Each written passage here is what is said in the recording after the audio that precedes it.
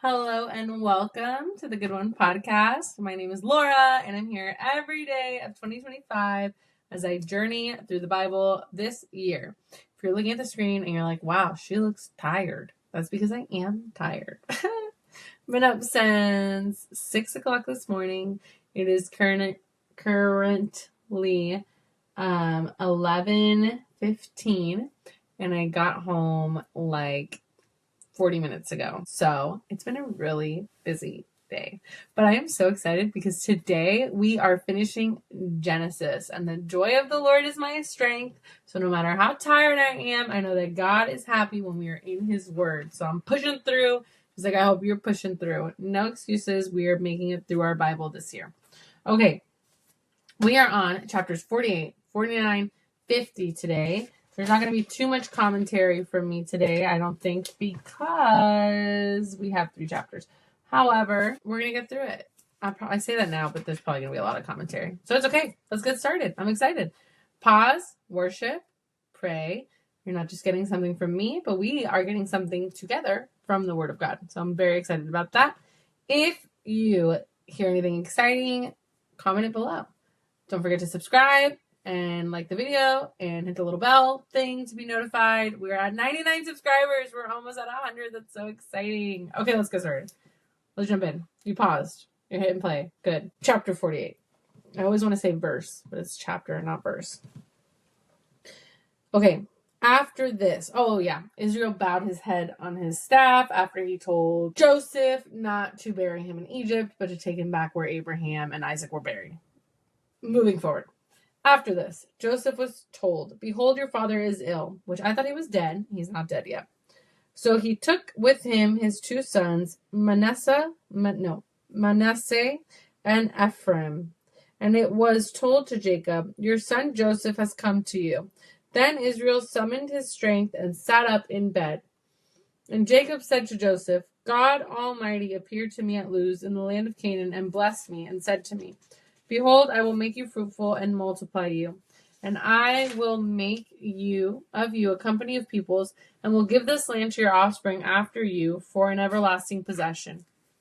And now your 2 sons who were born to you in the land of Egypt before I came to you in Egypt are mine. Ephraim and Manasseh shall be mine, as Reuben and Simeon are. And the children that you fathered after them shall be yours. They shall be called by the name of their brothers in their inheritance. As for me, when I came from Padan, to my sorrow Rachel died in the land of Canaan on the way, when there was still some distance to go to Ephrath, and I buried her there on the way to Ephrath, that is Bethlehem. When Israel saw Joseph's sons, he said, 'Who are these?'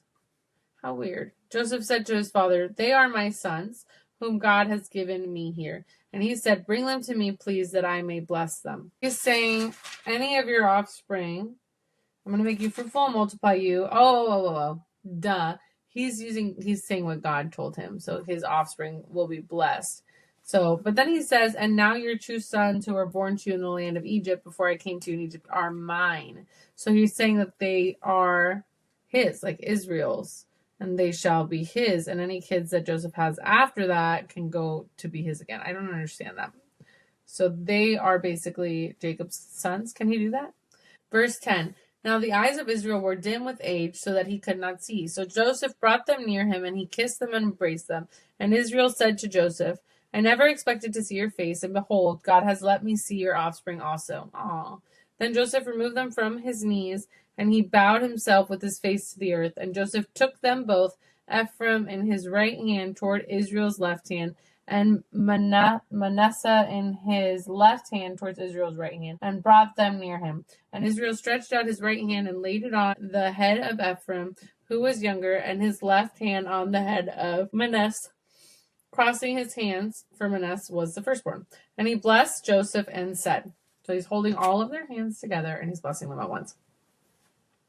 "The God before whom my fathers Abraham and Isaac walked, the God who has been my shepherd all my life long to this day, the angel who has redeemed me from all evil, bless the boys.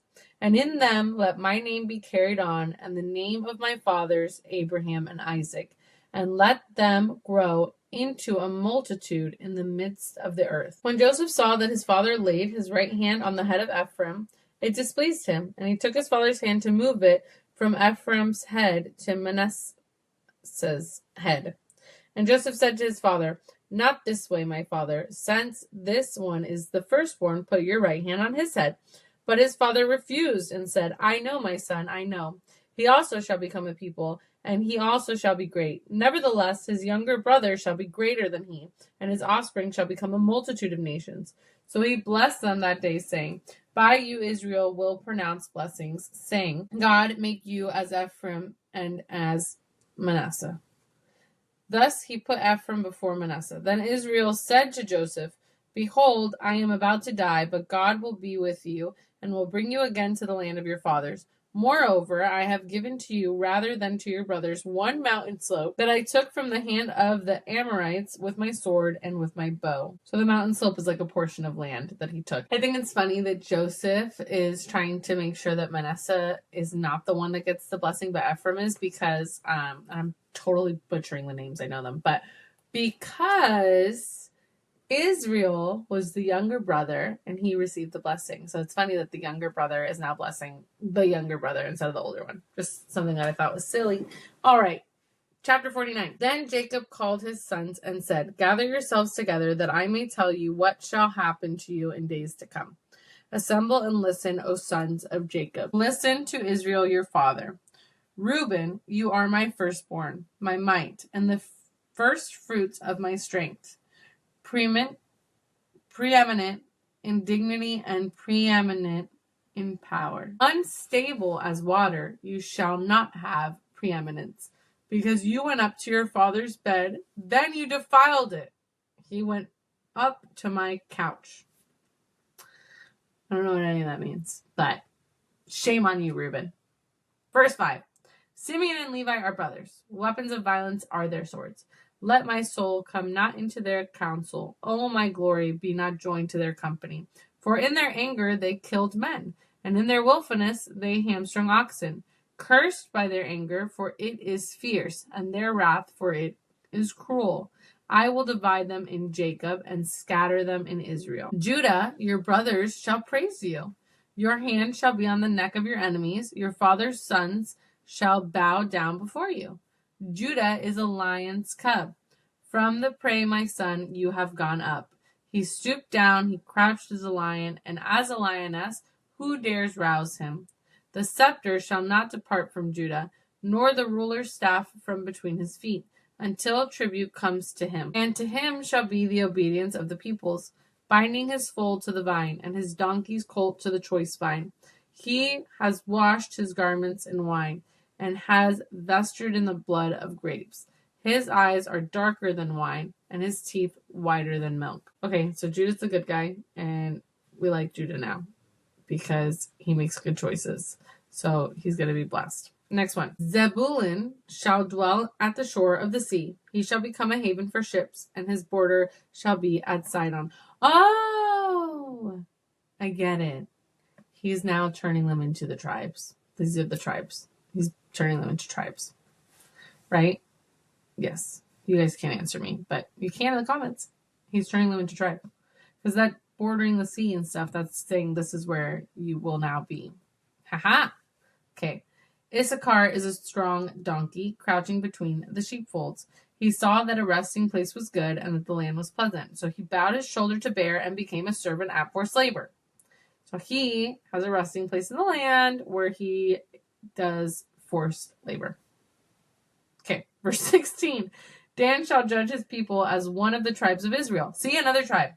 Dan shall be a serpent in the way, a viper by the path, that bites at the horse's heel, so that his rider falls backwards. I wait for your salvation, O Lord. Raiders shall raid Gad, but he shall raid at their heels. Asher's food shall be rich, and he shall yield royal delicacies. Naphtali is a doe let loose that bears beautiful fawns. Joseph is a fruitful bough by a spring. His branches run over the wall. The archers bitterly attacked him, shot at him, and harassed him severely, yet his bow remained unmoved. His arms were made agile by the hands of the mighty one of Jacob. From there is the shepherd, the stone of Israel. Oh, what shepherd? Who's the shepherd that comes from there? By the God of your father, who will help you, by the Almighty, who will bless you with blessings of heaven above, blessings of the deep that crouches beneath, blessings of the beast and of the womb. The blessings of your father are mighty beyond the blessings of my parents, upon the bounties of the everlasting hills. May they be on the head of Joseph and on the brow of him who was set apart from his brothers. Benjamin is a ravenous wolf, in the morning devouring the prey, and at evening dividing the spoil. I'm going to count them. So let's count them. We got Reuben, Simeon and Levi, Judah, Zebulun, Issachar, Dan, Gad, Asher, Naphtali, Joseph, and Benjamin, the 12 tribes of Israel. Here they are getting separated into their respective areas and being told what they will have. Like Asher being rich food, so that means that he probably has a lot of fields and that they make food there. So there you go. I wonder if they're not probably called by the names, right? I don't know. I'm going to have to. Oh, look. Ha ha ha ha. Verse 28. All these are the 12 tribes of Israel. Boom. Look at that. This is why I read my comments, because somebody told me that this would happen. So this is what their father said to them as he blessed them, blessing each with the blessing suitable to him. Then he commanded them and said to them, I am to be gathered to my people. Bury me with my fathers in the cave that is in the field of Ephron the Hittite, in the cave that is in the field at Machpelah to the east of Mamre, in the land of Canaan, which Abraham brought with the field from Ephron the Hittites to possess as a burying place. Yes, Abraham and Isaac are already buried there. Now Israel wants to be buried there. There they buried Abraham and Sarah his wife. There they buried Isaac and Rebekah his wife. And there I buried Leah. The field and the cave that is in it were bought from the Hittites. When Jacob finished commanding his sons, he drew up to his feet into the bed and breathed his last and was gathered to his people. He drew up his feet into the bed. So he pulled his feet up and he laid down and he died. Chapter 50. Then Joseph fell on his father's face and wept over him and kissed him. But at least he got 17 years with him. That's a long time to have. And they live a long time. So 17 years with your dad after you've been reunited. That's awesome. And your dad's old. Old. It's time. It's time to go. And Joseph commanded his servants, the physicians, to embalm his father. So the physicians embalmed Israel. They were embalming. I guess that makes sense because they're in Egypt. And they would do that. But that's, the whole process of embalming is crazy that someone developed that and was what if we just take their organs out and we empty them out and then we pump them with stuff and we preserve them? You're but why? Why? We come from dust into dust, our bodies will return, but just our bodies. Verse 3 of chapter 50. 40 days were required for it, for that is how many are required for embalming. And the Egyptians wept for him 70 days. That's the Egyptians wept for him. How wild is that? They're Egyptians are crying for Jacob's death. That's crazy. Verse 4.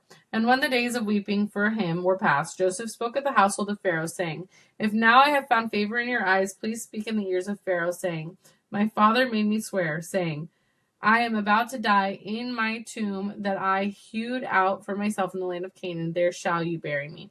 Now, therefore, let me please go up and bury my father. Then I will return. That was a very convoluted way of saying that he asked Pharaoh to go bury his dad.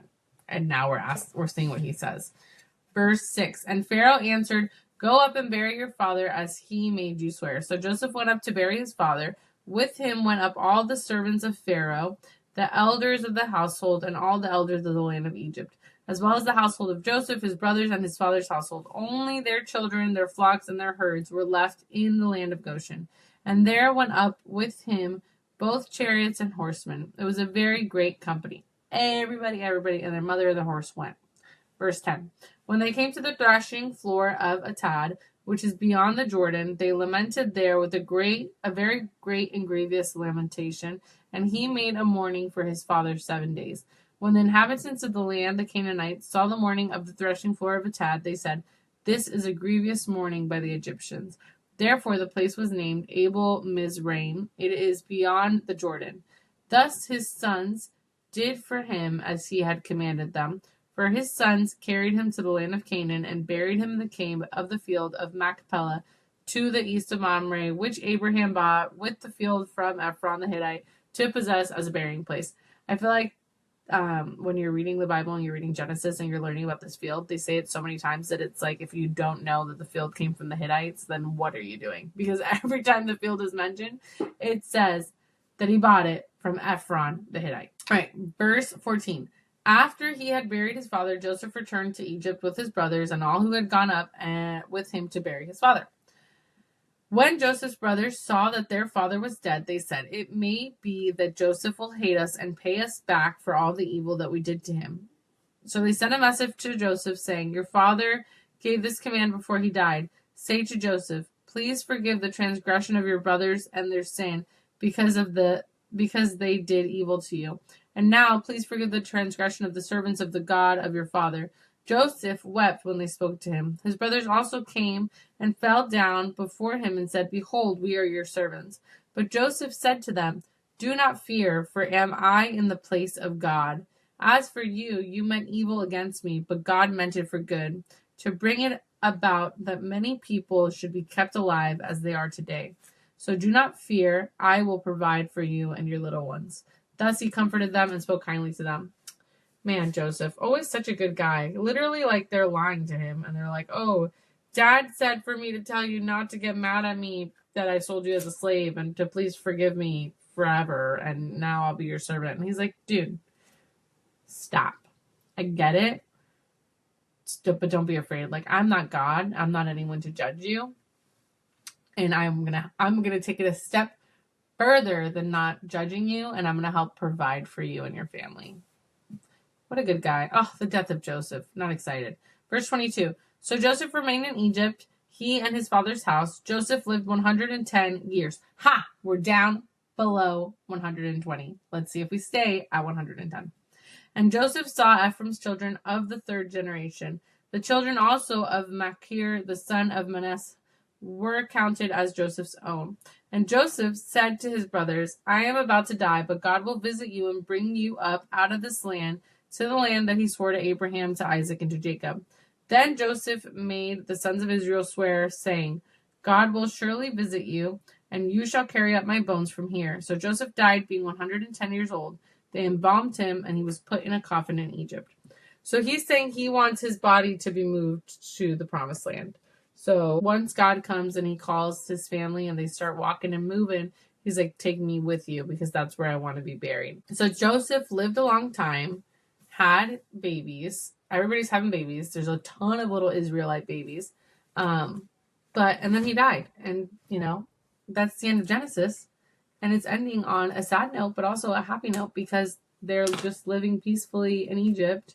All of Egypt mourned for Jacob when he died. So how do we get from that to slavery? We'll find out tomorrow. I hope. I don't know for sure. Okay. Have a good morning, day, night, whatever it is. I'm going to go to sleep. This video is going to be terribly edited, but I will see you guys mañana. Bye.